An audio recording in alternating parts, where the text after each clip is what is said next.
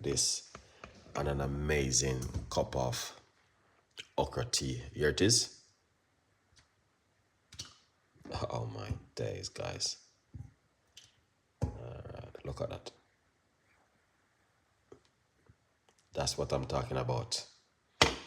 Excellent, beautiful, and nice. So yeah, you want to drink this 2 times a day, one in the morning, one at night. Very good for diabetic, very good for high blood pressure. And okra you can also soak into water and drink the liquid.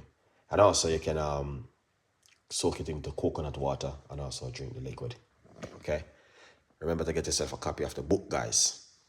Now, to make the okra tea, you need 4 okra. Cut it up and pour hot water on it. Soak it and drink the liquid. 100% effective for you. Okra tea, or you can drink okra water. A good vibes.